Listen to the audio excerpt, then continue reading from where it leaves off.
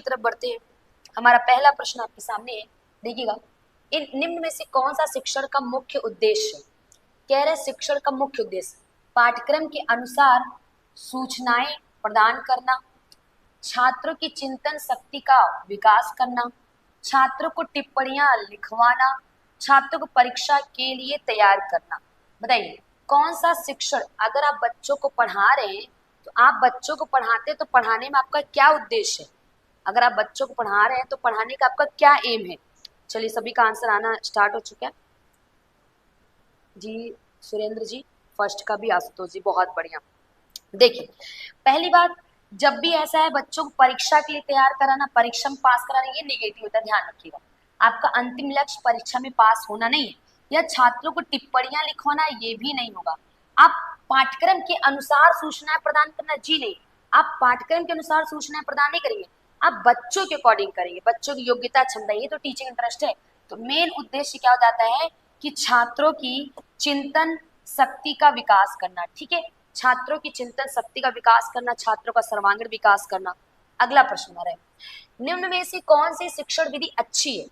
व्याख्यान और श्रुत लेखन, संगोष्ठी यानी सेमिनार है, प्रोजेक्ट परियोजना हो गया, संगोष्ठी सुनकर लेखना, श्रुत लेखन और दत्त कार्य। बताइएगा यहाँ पे कौन सा सबसे अच्छी विधि है, कौन सी?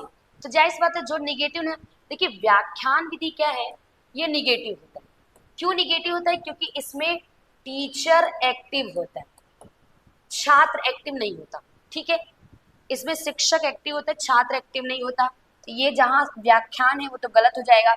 अब संगोष्ठी यानी सेमिनार का आयोजन कराया जाता है, और परियोजना यानी प्रोजेक्ट वर्क, प्रोजेक्ट से रिलेटेड क्वेश्चन आया था ना, वास्तविक जीवन की समस्याओं को संगठित करके उसको हल करना हो जाएगा। संगोष्ठी श्रुत लेख मतलब सुनकर लिखना, ये भी रटने वाला ही है, जो सुन रहा है वही लिख रहा है, अपने से कुछ भी इंक्लूड नहीं कर रहा है, ये भी निगेटिव हो जाएगा। यहाँ भी श्रुत लेखन है, गलत हो जाएगा। तो बेस्ट क्या बनेगा आपका यहाँ पे? सेमिनार और प्रोजेक्ट। क्या बनेगा? सेमिनार और प्रोजेक्ट। बहुत बढ़िया उमराठिया जी, विकल्प जी, रेशमी जी, बेहतर, सिमी जी। ठीक है, एक बात ध्यान रखिएगा, जो हम आपको क्वेश्चन सीरीज कराते हैं, जैसे अभी व्यापम के द्वारा जो प्री एग्जाम हुआ, प्रतिदिन के किसी न किसी क्वेश्चन से आपको क्वेश्चन देखने को मिले। इसलिए जब भी आपको एमसीक्यूज कराए जाते हैं, प्रैक्टिस कराए जाते हैं किसी भी सब्जेक्ट का, आप उसको चाह कर भी स्किप मत करिएगा। एक नंबर बहुत इंपॉर्टेंट होता है, अगर एक नंबर गया तो बहुत कुछ चला जाता है। ठीक है, एक नंबर से पूरे हजारों लोगों की मेरिट लिस्ट ऊपर नीचे हो जाती है।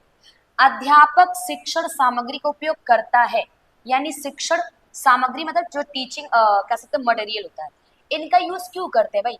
इससे शिक्षण जो शिक्षण कार्य है वो रुचिकर बनता है, इससे शिक्षण कार्य छात्रों के बोध स्तर का बनता है, बोध मतलब समझ का स्तर, अंडरस्टैंडिंग। ठीक है, इससे छात्रों का ध्यान आकर्षित होता है, इसका उपयोग करना, वह इसका उपयोग करना चाहता है। देखिए वह इसका उपयोग करना चाहता या ध्यान आकर्षित करता, ये इंपॉर्टेंट नहीं हुआ। अब शिक्षण कार्य को रुचिकर बनाना या शिक्षण कार्य छात्रों के बोध स्तर का होना, इन दोनों में इंपॉर्टेंट क्या होगा बताइए? मेन क्या होगा? तीसरे का, रुचिकर बनाना। ओके, देखिए अगर रुचिकर हम लोग बनाते हैं, क्यों? अगर रुचिकर होगा तो बच्चे को समझ में आएगा। रुचिकर इसलिए होता है ताकि हम बच्चों को अंडरस्टैंड करा दें। हमारा अंतिम लक्ष्य या हमारा जो कह सकते हैं कि पढ़ाने का जो तरीका है, या हम जो चाहते हैं, हम इसलिए चाहते हैं ना बच्चों को अगर हम सिखा रहे हैं तो उसको समझ में आए। रुचिकर तो होता ही होता है, ठीक है, रुचिकर तो होता ही होता है, लेकिन हम उनके बोध स्तर यानी समझ स्तर के लिए बनाते हैं। ऑप्शन बी हो जाएगा करेक्ट आंसर। ठीक है, अगले प्रश्न की तरफ बढ़ते हैं।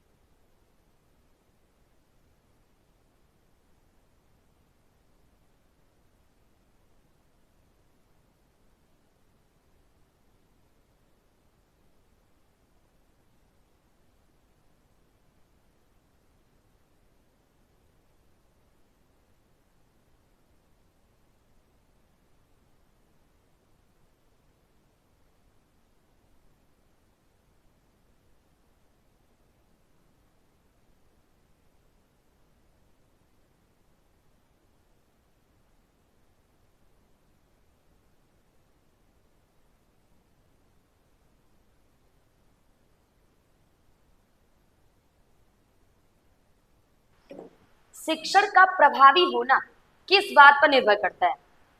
टीचर की जो कैपेसिटी यानी टीचर की जो एबिलिटी है, योग्यता, या जो शिक्षक है उनका व्यक्तित्व, या शिक्षक का हस्तलेखन, या शिक्षक का विषय बोध। देखिए बड़ा इंपॉर्टेंट क्वेश्चन है ये जो चौथा नंबर प्रश्न बहुत अच्छा है। जो आप टीचिंग कराते हैं वो इफेक्टिव होना किस बात, अगर आप एज ए टीचर हैं आपका जो टीचिंग वो इफेक्टिव होगा, इसका रीजन क्या हो सकता है इफेक्टिव होने का? बताइए। शिक्षक की योग्यता, व्यक्तित्व, हस्तलेखन, या विषय बोध? बताइए। 4 का बी, व्यक्तित्व। सब लोग शिक्षक के व्यक्तित्व। आप टीचिंग करा रहे हैं, आप शिक्षण करा रहे हैं, टीचिंग। टीचिंग इफेक्टिव मतलब क्या? आप जो बच्चों को सिखाना चाह रहे हैं वो बच्चे सीख जाएं। अब मेरी बात सुनिए, देखिए शिक्षक का विषय बोध मतलब विषय के बारे में उनको कितनी नॉलेज है। हमने बताया है ना, एक व्यक्ति उसके में बहुत ज्यादा ज्ञान है, बहुत ज्यादा, लेकिन उस ज्ञान को ट्रांसफर करने का तरीका नहीं है। यही तो हम लोग मनोविज्ञान में पढ़ते हैं। आप बहुत ज्ञानी हैं लेकिन उस ज्ञान का ट्रांसफर नहीं कर सकते तो कोई मतलब नहीं है। तो शिक्षा का विषय बोध उतना इम्पोर्टेंट, कह रहे हैं ना कि शिक्षण का प्रभावी होना किस बात का है? सिर्फ विषय बोध होना या हस्तलेखन व्यक्तित्व पे थोड़ी होगा, ये शिक्षक की योग्यता पर होगा। देखिए कई बार क्वेश्चन पूछा ना कि एक प्रभावी टीचर की क्या योग्यता होनी चाहिए, क्या विशेषता है, तो वो कुशल होना चाहिए। ये हमने पढ़ा हुआ है कितनी बार, ठीक है। कुशल होना चाहिए यानी, और उसे शिक्षण विधियों का ज्ञान होना चाहिए। इन सब में जो सबसे इंपॉर्टेंट होगा वो शिक्षक की योग्यता पे जाएगा। किस पे जाएगा? शिक्षक की योग्यता पे। समझ में आया? ठीक है, इंडियन इंग्लिश की कोशिश यही रहेगी, ठीक है, क्योंकि योग्यता में सब कुछ आ जाएगा। उसका व्यक्तित्व, उसका विषय बोध, उसको कितनी नॉलेज, उसको मनोविज्ञान कितना नॉलेज, ये सब कुछ ए टू जेड आ जाएगा। ये हो जाएगा उसकी व्यक्तित्व में, ठीक है। चलो अगले प्रश्न की तरफ बढ़ते हैं। अगला प्रश्न है, निम्न में से कौन सी एक अच्छे प्रश्न पत्र की विशेषता नहीं, आया था ना इस बार क्वेश्चन में, विशेषता नहीं है, यही क्वेश्चन था क्या? नहीं ये नहीं था लेकिन इससे मिलता जुलता था। निम्न में से कौन सी एक अच्छे प्रश्न पत्र की विशेषता नहीं है? वस्तुनिष्ठता, व्यक्तिनिष्ठता, अस्पष्ट शब्दों का उपयोग नहीं, विषय। आया था, यही क्वेश्चन था, यही क्वेश्चन था, अलग नहीं था। देखिए कितने लोग आंखों का ओझल, दिव्या जी पढ़िए अच्छे से, साधना जी गलती कर दी, ओम राठन क्वेश्चन पढ़िए, कह रहा अस्पष्ट शब्दों का उपयोग नहीं करना, तो अच्छी बात है ना। आप अस्पष्ट शब्दों का उपयोग नहीं करना, दैट मीन आप स्पष्ट शब्दों का उपयोग करेंगे। अस्पष्ट शब्दों का उपयोग नहीं यानी आप स्पष्ट, ये तो पॉजिटिव हो गया ना। विश्वसनीयता भी होनी चाहिए, वस्तुनिष्ठता भी होनी चाहिए, यही तो आया था। क्या होगा? व्यक्तिनिष्ठता, ठीक है। व्यक्तिनिष्ठ मतलब समझ रहे हैं ना? आपको बता दें, आप कॉपी चेक करते हैं, सबका कॉपी चेक करें, आप सही कर रहे हैं, सही कर रहे हैं। जब आप मूल्यांकन, अगर मूल्यांकन में अगर आप आत्मनिष्ठता ला देंगे तो जो आपका फेवरेट बच्चा ना उसको 2-4 नंबर आप एक्स्ट्रा दे देंगे। तो ये आत्मनिष्ठता, सॉरी व्यक्तिनिष्ठता में चला गया, जो कि नहीं करना है। व्यक्तिनिष्ठ यानी आत्मनिष्ठ, समझ रहे हैं? जो बच्चे की योग्यता है, जो बच्चा कर रहा है, मतलब जो उसने क्वेश्चन सॉल्व किया उसके अकॉर्डिंग उत्तर देंगे ना, आप अपने अकॉर्डिंग आप मूल्यांकन नहीं करेंगे ना, तो ये नहीं होना चाहिए। समझ में आया? हाँ तो पढ़ना चाहिए ना, इसीलिए तो बोल रहे हैं पढ़िए आप लोग। अगला प्रश्न, अन्वेषण मतलब खोज, ठीक है। अन्वेषणों ने यह दर्शाया है कि अध्यापकों के स्नायु तंत्र में अस्थिरता के लक्षण है। स्नायु तंत्र यानी शरीर की बात करते हैं, शारीरिक पक्ष की बात करें, स्नायु तंत्र मतलब शारीरिक पक्ष। पाचन क्रिया का बिगड़ना, विस्फोटक व्यवहार, थकावट और चिंता। आंसर करिएगा आप सभी लोग। पांचवें का बी, रोशनी छठवां चल रहा है। 6 का डी, चिंता,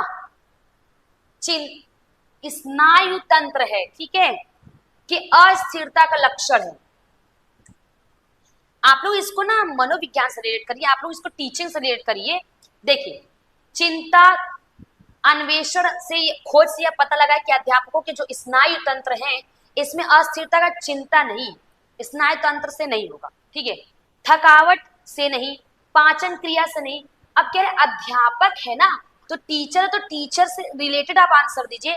वो क्या हो जाएगा? विस्फोटक व्यवहार, ठीक है, यानी विस्फोटक व्यवहार स्नायु तंत्र में अस्थिरता का लक्षण है। अगर आपके व्यवहार विस्फोटक होंगे, ठीक है, तीव्र होंगे, आक्रामक होंगे, तो आपके स्नायु तंत्र में क्या आएगी?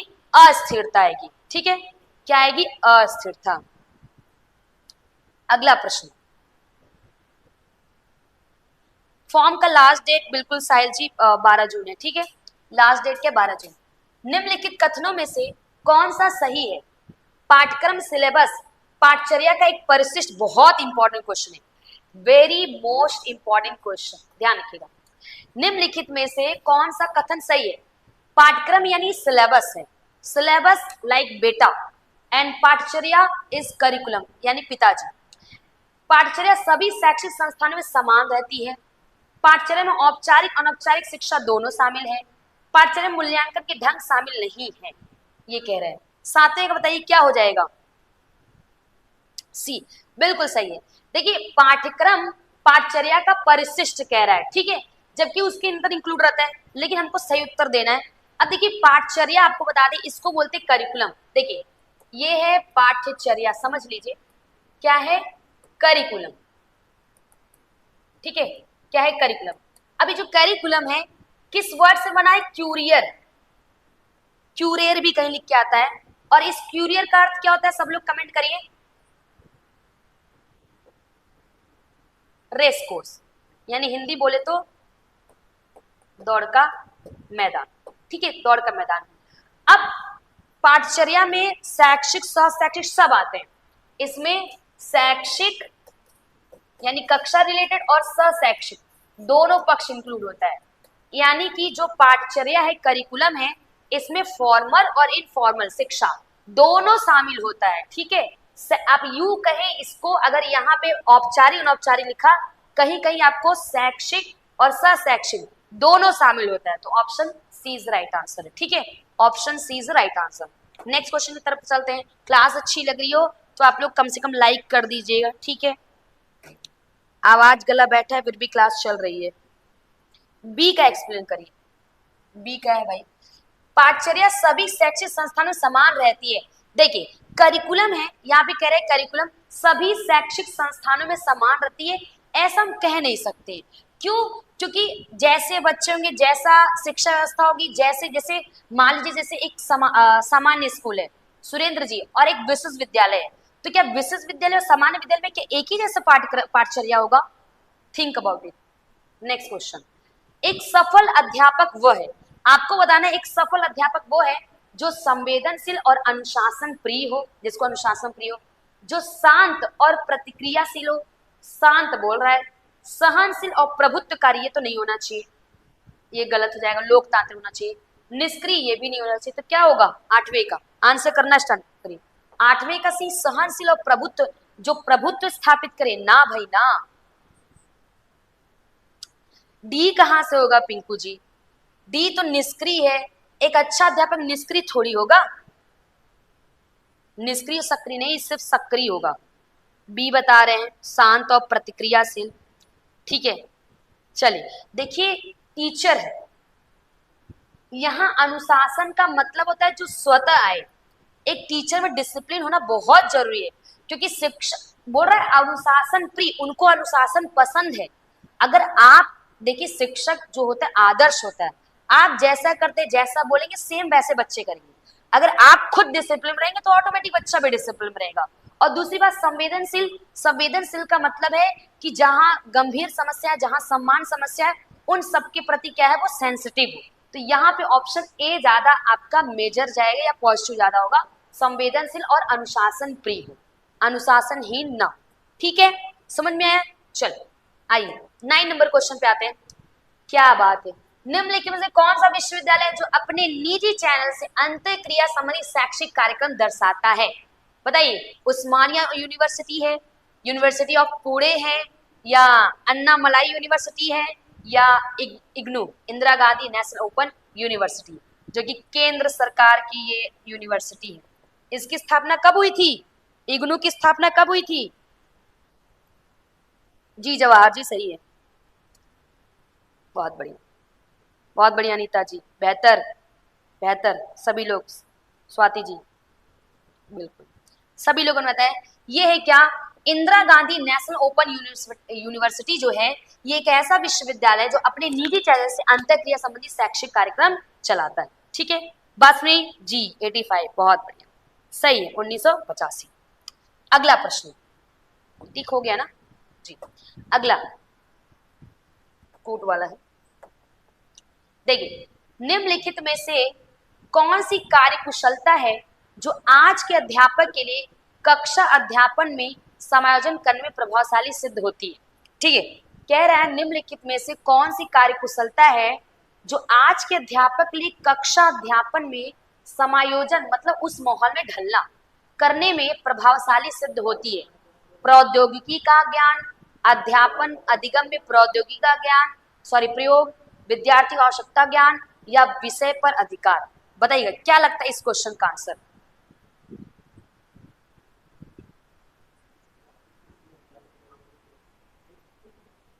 बी एंड सी, सब लोग बताते चलिए।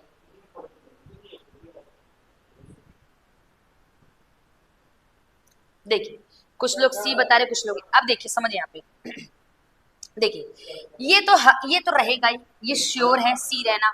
अब देखिए यहाँ पे सी है, यहाँ पे सी और यहाँ पे, इसको तो हमने हटा दिया, टाटा बाय बाय। अब क्या कह रहे हैं, अध्यापन अधिगम में प्रौद्योगिकी का प्रयोग, बिल्कुल कह रहे हैं ना कि कौन सी कार्य कुशलता है जो आज के अध्यापन की कक्षा अध्यापन समायोजन करने में प्रभावशाली सिद्ध होती है। अध्यापन अधिगम में प्रौद्योगिकी टेक्नोलॉजी का भी यूज करना, ये भी आपका आएगा, ये भी आएगा, बी और सी आएगा। अब बी, यहाँ पे बी और सी है, यहाँ ए और सी ले लिया। अब देखिए विषय पर अधिकार कह रहे हैं, सिर्फ विषय पर अधिकार होना मतलब आपको विषय का अधिकार मतलब आपको उस सब्जेक्ट आता है, लेकिन कार्य कुशलता क्या है ना, वो सब्जेक्ट आप ट्रांसफर कर पा रहे कि नहीं कर पा रहे, ये इंपॉर्टेंट होगा। तो ये डी तो नहीं आएगा। अब दूसरा प्रौद्योगिकी का ज्ञान जी। अब देखिए इसमें और इसमें थोड़ा ये अधिकार की बात कर दिया ना, अधिकार वर्ड यहाँ पे जैसे विषय पर अधिकार, तो ये थोड़े से आपका ये निगेटिव इंपैक्ट डालता है, इसलिए डी तो नहीं होगा।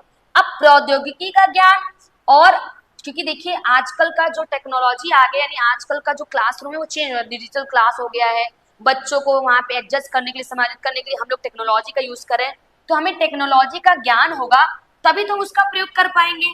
तो यहाँ ए बी और सी हो जाएगा। ठीक है, क्या हो जाएगा, ए बी और सी। प्रौद्योगिकी का ज्ञान, प्रौद्योगिकी का ज्ञान यहाँ भी तो सिर्फ ज्ञान की बात कर रहा है, यहाँ यूज की बात नहीं कर रहा है।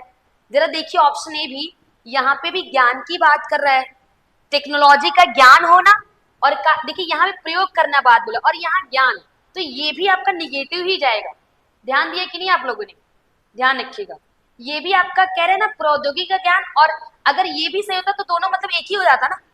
अध्यापन अधिगम में प्रौद्योगिकी का उपयोग करने के ज्यादा पॉजिटिव होगा, इसको नहीं लेंगे प्रौद्योगिकी का, ए नहीं होगा। अब ए भी नहीं होगा तो फिर किस में जाएगा, बी और सी और बी सी डी। ठीक है, अब यहाँ पे थोड़ा देखिएगा इसको, देखिए ए नहीं आएगा, ये कितने लोग समझ गए एक बार कंफर्म कर दीजिएगा पहले। प्रौद्योगिकी का ज्ञान और प्रौद्योगिकी का प्रयोग करना, ये लिया जाएगा ना कि ये लिया जाएगा। ए नहीं होगा, कितने लोग समझ गए।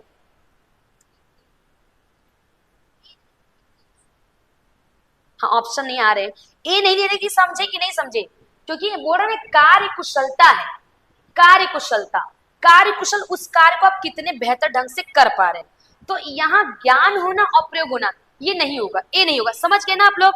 हाँ चलिए, तो ए नहीं होगा। अब देखिए अध्यापन अधिगम में प्रौद्योगिकी का प्रयोग हो गया, ठीक है, और विद्यार्थी की आवश्यकताओं का ज्ञान ये भी हो गया। अब बी और सी है और यहाँ पे बी सी डी है, और यहाँ विषय पर अधिकार हो गया। तो देखिए ये भी निगेटिव इम्पैक्ट ही डाल रहा है विषय पर अधिकार। लेकिन यहाँ पे ध्यान रखिएगा कि ये भी अगर आप निगेटिव इम्पैक्ट डाला तो इसके आधार पर क्या हो जाएगा, हमारा ऑप्शन बी जाएगा मेजोरिटी।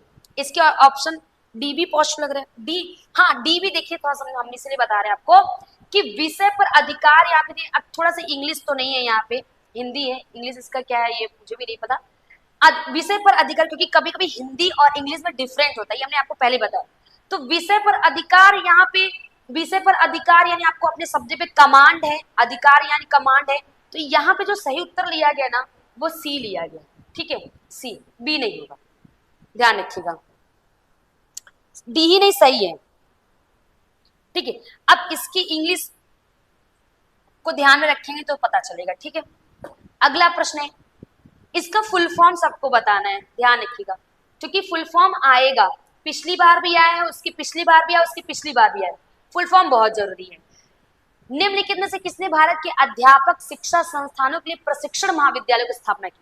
यानी जो ट्रेनिंग विश्वविद्यालय ना उनकी स्थापना की, ट्रेनिंग सेंटर, बताइएगा क्या होगा?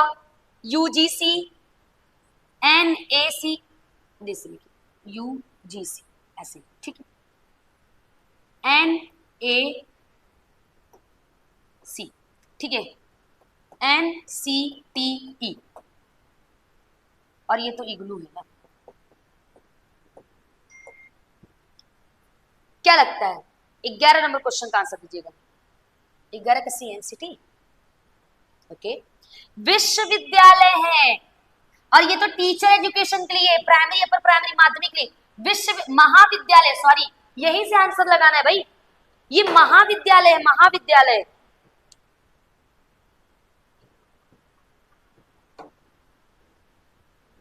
बहुत बढ़िया, किसने बताया यहाँ पे?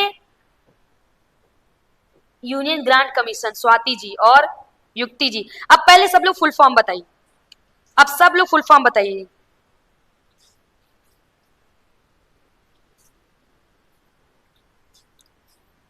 हाँ, यूजीसी होगा, बिल्कुल सही है। देखिए, यूनियन कोई बोला, यूनिवर्सिटी कोई बोल रहा है, ये यूनिवर्सिटी है, ठीक है, ध्यान रखिएगा। क्या हो जाएगा? यूनिवर्सिटी ग्रांट कमीशन, ठीक है। चलिए, चूंकि ये महाविद्यालय की बात कर रहा है तो ये यूजीसी होगा, ठीक है, यूजीसी, नेट वगैरह कराती है ना, यूजीसी। इतनी बात हो गई। अब बात करते हैं यहाँ पे ये इग्नू का फुल फॉर्म बोल दीजिए। इग्नू का इंदिरा गांधी ओपन यूनिवर्सिटी, देखिए गलती हो गई ना, Indira Gandhi national open university ना जी, यूनिवर्सिटी ग्रांट कमीशन सही है, ओके। और बताइए, Indira Gandhi national open university सही है। और एनसीटी की फुल फॉर्म बताइए, ये भी तो हमने कल बताया था, नेशनल, आगे किसके लिए? For teacher, NCT, sorry, NCT का फुल फॉर्म बताइए। चलिए, ये तो हो गया ना, ये क्या हो जाएगा भाई? Indira Gandhi national open university, ठीक है। इसलिए क्या, इसका क्या हो जाएगा? नेशनल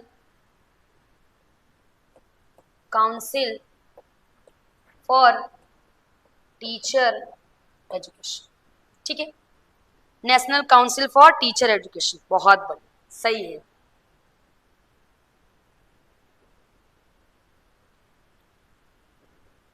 बहुत बढ़िया। अब इसका कौन बताएगा? एनएसीसी, ठीक है।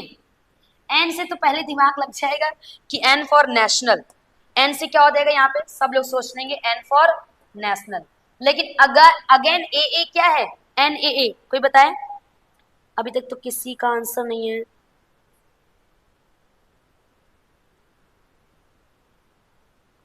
चलिए, कोई बात नहीं। देखिए, नेशनल लिख लीजिएगा, असेसमेंट एंड एक्रीडिटेशन, ठीक है, याद रखिएगा। और सी फॉर यहाँ पे काउंसिल कर लीजिएगा, ठीक है, ध्यान रखिएगा।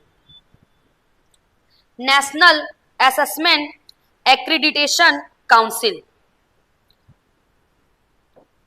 नोट आप लोग टाइप भी कर लीजिएगा, ठीक है। एक्री, ACCRE, एक्रीडिटेशन, डिटेशन, TATION, ध्यान रखिएगा।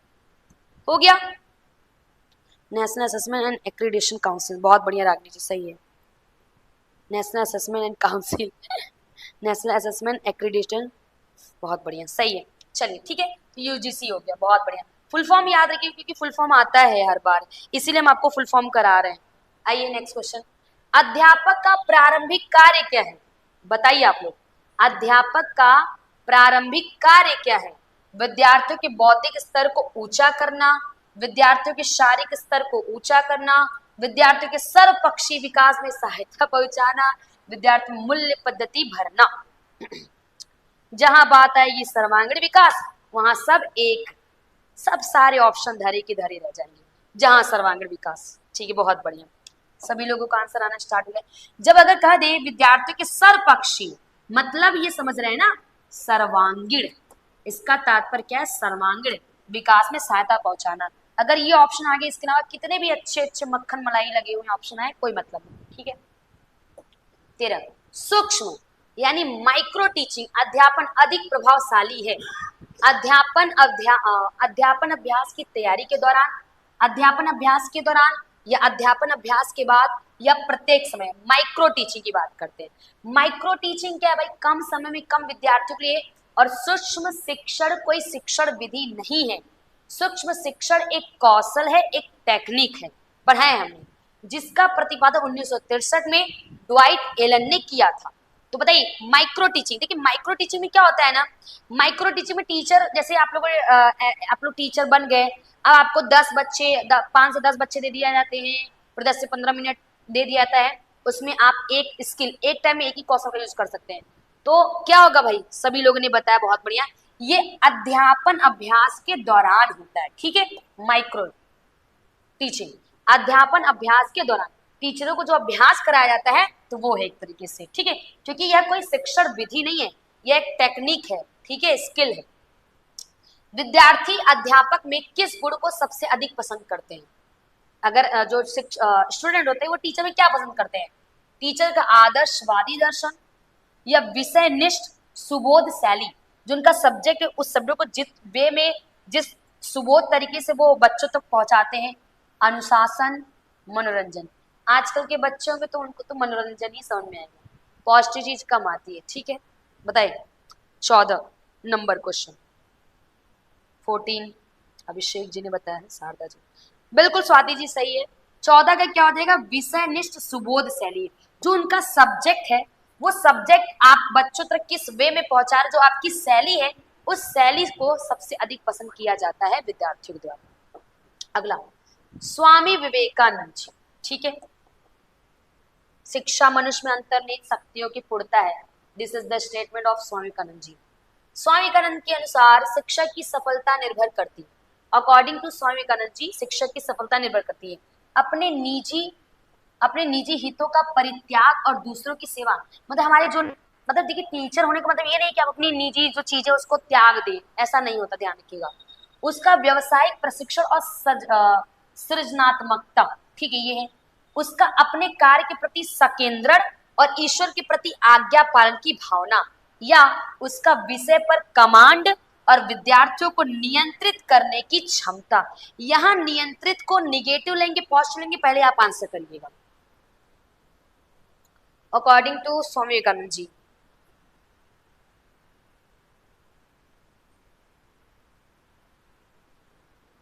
क्या कह रहे, बी ऑप्शन, बी सही लग रहा है। उसका व्यवसायिक प्रशिक्षण और हमको स्वामी विवेकानंद जी के अकॉर्डिंग बनाना है, यही तो दिक्कत है। अपने अकॉर्डिंग बनाते तो ऑप्शन भी तो हम आप लोग सही लग ही जाएगा, लेकिन हमको क्या बनाना है, स्वामी विवेकानंद जी के अनुसार।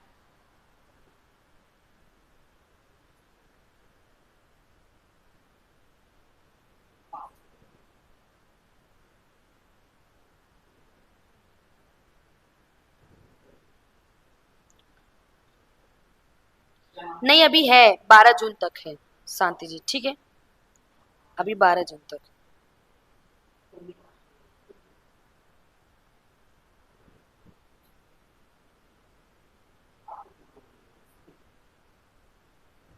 चल ए ज्यादा सही है, हम बिल्कुल सही कह रहे हैं आप लोग। देखिए अपने निजी हितों का परित्याग, दूसरों की सेवा करना, अकॉर्डिंग टू स्वामी विवेकानंद जी, इन्होंने क्या बोला था, ध्यान रखिएगा। इन्होंने बोला कि जो शिक्षक, उनकी सफलता निर्भर करती है उनका व्यवसायिक प्रशिक्षण और सृजनात्मकता को इन्होंने नहीं बोला है तो पॉजिटिव, लेकिन इनके अनुसार बताना है। अपने कार्य के प्रति सकेंद्र और ईश्वर के प्रति आज्ञा पालन की भावना नहीं, उसका विषय पर जो कमांड है, सब्जेक्ट नॉलेज, और साथ ही विद्यार्थियों को नियंत्रित करने की क्षमता। अब यहाँ नियंत्रित करने की क्षमता का वे, इनका कहने का तात्पर्य ये है कि वो बच्चों को कैसे प्रिपेयर कर सकते हैं, या बच्चों को कैसे माहौल के अनुसार वहां पे ढाल सकते हैं, ये सारी चीजें होगी, ठीक है। बताया तो अभी है। निम्नलिखित में से कौन सा शिक्षक अधिक पसंद किया जाएगा? उसी क्वेश्चन को बदल के दे दिया, 60 नंबर क्वेश्चन का आंसर बताइएगा क्या होगा। उच्च आदर दृष्टिकोण वाला शिक्षक, एक स्नेही शिक्षक, एक अनुशासित शिक्षक, या शिक्षक जो अपने विद्यार्थियों से ज्ञान से खुश रखता। ये तो सबसे अच्छा है, बहुत बढ़िया। क्या होगा? ऑप्शन डी सबसे बेस्ट, एक शिक्षक जो अपने ज्ञान से विद्यार्थियों को खुश रखता हो। जी अगला प्रश्न, एक शिक्षक के लिए सर्वाधिक चुनौतीपूर्ण है, एक शिक्षक के लिए सबसे ज्यादा चुनौती है, सबसे ज्यादा चुनौती आपको लेना है। ठीक है, देखिएगा, विद्यार्थियों को गृह कार्य करने के लिए तैयार करना है, गृह कार्य करने के लिए तैयार करना। ठीक है, शिक्षण व सीखने की प्रक्रिया को आनंददायक बनाना, कक्षा में अनुशासन बनाए रखना, या प्रश्न पत्र तैयार करना। बताइए क्या लगता है आपको। देखिए वीरेंद्र जी ने सी बताया, अनुशासन बनाए रखना। चलिए और कोई, शिवाजी दो बता रहे हैं, 17 गड्डी, कुछ लोग प्रश्न पत्र तैयार करना। देखिए शिक्षक के लिए वास्तव में क्या चुनौती होता है, होमवर्क देना, क्वेश्चन पेपर तैयार करना नहीं, अनुशासन से भी ज्यादा इंपॉर्टेंट है क्या, शिक्षक सीखने की प्रक्रिया को। वही बात है ना, अगर सीखने सिखाने की प्रक्रिया आनंदमय नहीं हुई, कक्षा नीरस जाएगी, तो बच्चों को समझ में नहीं आएगा। तो सबसे ज्यादा है क्या, शिक्षण और सीखने की प्रक्रिया को आनंददायक बनाना, यही सबसे ज्यादा इंपॉर्टेंट है। आपको अपने सब्जेक्ट का नॉलेज है, लेकिन उस सब्जेक्ट को क्लास में ऐसे प्रोवाइड करिए कि बच्चों को उसमें इंटरेस्ट जागृत हो, रुचि जागृत हो, बच्चों को खुश भी रखा जा सके, बच्चों को आनंद आए। जिसमें आनंद आएगा तो जाहिर सी बात है, देखिए आनंद आना तो आंतरिक अभिप्रेरणा हो जाएगी, इंट्रिंसिक मोटिवेशन हो जाएगा, तुम्हारा ऑप्शन बी सही हो जाएगा। ठीक है, चलो 18 नंबर क्वेश्चन, मूल्य शिक्षण का तात्पर्य। यहां बोल रहा है कि मूल्य शिक्षण का क्या तात्पर्य है। ठीक है, नहीं हुआ था, विद्यार्थियों को स्वस्थ बनाना, विद्यार्थियों को नौकरी प्राप्त करने के लिए तैयार करना, गुणों का विकास करना, व्यक्तित्व या व्यक्तित्व का बहुआयामी, बहुआयामी मतलब सर्वांगीण होता है। क्या होगा, ये तो सबका सही जाएगा। ठीक है, बिल्कुल, जी शिता जी करेक्ट, बहुत बढ़िया शिवाजी। यस, क्या हो जाएगा, जब आ जाएगा सर्वांगीण विकास, व्यक्तित्व का बहुआयामी विकास, सभी पक्षों विकास, तो मूल्य शिक्षण का मतलब जाएगा। ठीक है, अगले प्रश्न की तरफ बढ़ते हैं। अगला प्रश्न है, जब कोई सामान्य विद्यार्थी कक्षा में अनियंत्रित व्यवहार करे, मतलब एक कोई नॉर्मल बच्चा है और वो क्लास में उसका बिहेवियर एकदम एबनॉर्मल हो गया, ठीक है, अनियंत्रित, एबनॉर्मल ही असामान्य व्यवहार करे, तो आप क्या करेंगे बताइए। विद्यार्थी उसी जगह उसी समय खड़ा कर देंगे, उठो, कक्षा के बाहर विद्यार्थी से बात करेंगे, विद्यार्थी कक्षा छोड़ने के लिए कहेंगे निकलो मेरी क्लास से, शिक्षार्थी उपेक्षा करेंगे। उपेक्षा मतलब बुराई करना नहीं होता, उपेक्षा मतलब होता है इग्नोर। बिल्कुल, अगर आपको ऐसा दिखता है तो उसी समय विद्यार्थी उसी जगह उसी समय खड़ा नहीं करेंगे। आप क्या करेंगे, आप उस देखेंगे बच्चा अगर ऐसा किया है तो क्लास ओवर होने के बाद आप बच्चे से मिलेंगे, बात करेंगे कि उसने ऐसा क्यों किया, क्या कारण था इसके पीछे का। दैट मीन बात करना, आप एज ए टीचर अगर आप उससे बात करें तो बात इसलिए करें ताकि आप कारण जाने क्यों बच्चे ने ऐसे किया और उस कारण का क्या करें, निवारण करें।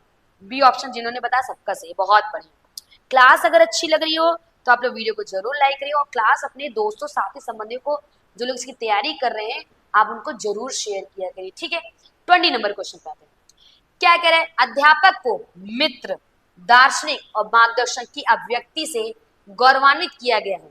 इसका कारण है उसे समाज में महत्वपूर्ण भूमिका अदा करनी है इसलिए गौरवान्वित किया गया है। वह छात्रों को मानवता के महान मूल्यों को हस्तांतरित करता है इसलिए किया गया है। या वह महान समाज सुधारक होता है इसलिए वह महान देशभक्त होता है इसलिए। ऑप्शन सी, वह महान समाज सुधारक होता है इसलिए।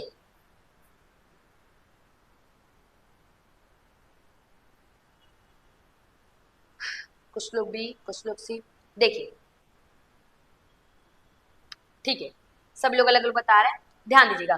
पहली बात, महान देशभक्त, महान समाज सुधारक नहीं, ऐसा नहीं बोलेंगे टीचर को, ठीक है। और समाज में महत्वपूर्ण भूमिका अदा करता है, बिल्कुल नहीं। वह छात्रों को मानवता के महान मूल्यों को हस्तांतरित करता है, यानी क्या सही है, क्या गलत है, क्या नैतिक, क्या अनैतिक है, ये सारी चीजें टीचर स्टूडेंट में क्या करता है, ट्रांसफर करता है। Option B. अगला प्रश्न, अध्यापक की असफलता का सबसे बड़ा कारण क्या है भाई? सबसे बड़ा कारण अंतर्वैयक्तिक संबंध। ये अंतर्वैयक्तिक संबंध मतलब इंटरपर्सनल रिलेशन, मतलब शिक्षक और छात्र के बीच जो संबंध है वो है। विषय के ऊपर पर्याप्त नियंत्रण न होना, उनका सब्जेक्टिव नॉलेज न होना, ऐसा भाषिक दक्षता न होना, छात्रों के प्रति कठोरता के व्यवहार, मेन है अध्यापक की सफलता का सबसे बड़ा कारण क्या बताएं जी।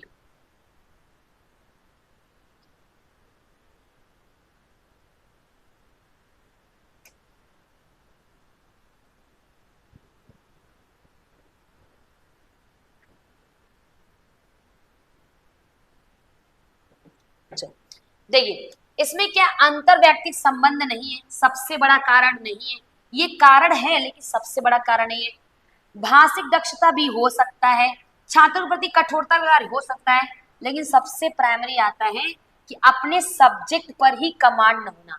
जब आपका अपने सब्जेक्ट पे नियंत्रण ही नहीं है तो फिर क्लास में जाकर क्लास को इंटरेस्टिंग कैसे बना सकते हैं? ठीक है, ध्यान रखिएगा, अपने सब्जेक्ट पे नियंत्रण ना होना।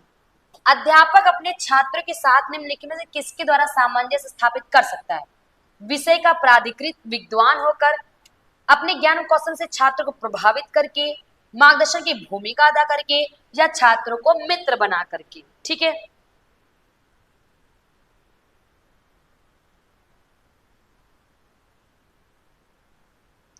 सही है सबका, बताइए।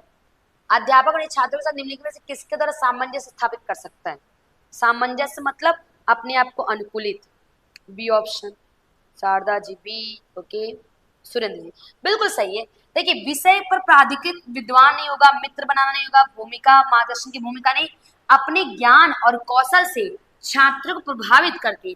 अब प्रभावित करने का मतलब ये नहीं कि उन्होंने पढ़ाया और बच्चे खुश हो जाए, खुश होने के साथ साथ बच्चों को समझ में भी आना चाहिए, ये भी है। ठीक है, अगला प्रश्न, शिक्षा निम्नलिखित में से किसका एक शक्तिशाली साधन है?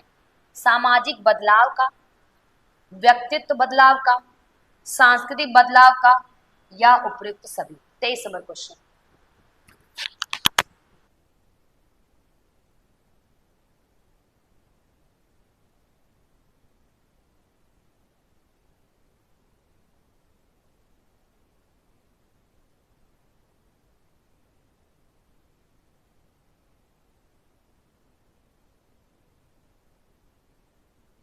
सबका आंसर सही आ रहा है, एकदम करेक्ट बताया है। क्या हो जाएगा? उपयुक्त सभी। Option D is right answer. क्या बनेगा? Option D is right answer.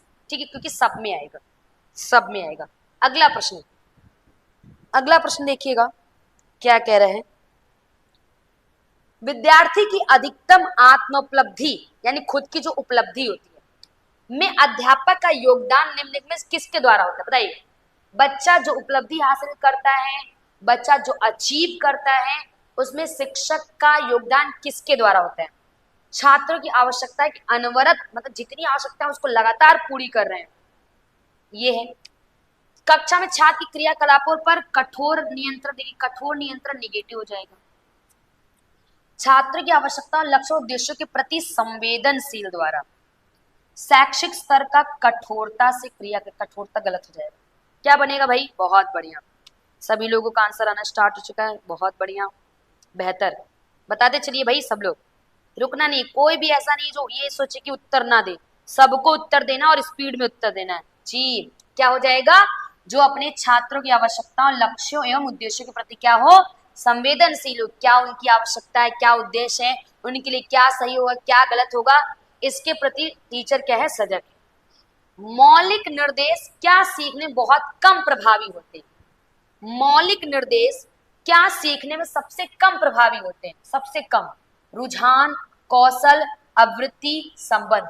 बताइएगा। 25 नंबर क्वेश्चन, 25 नंबर क्वेश्चन का आंसर करिए आप लोग।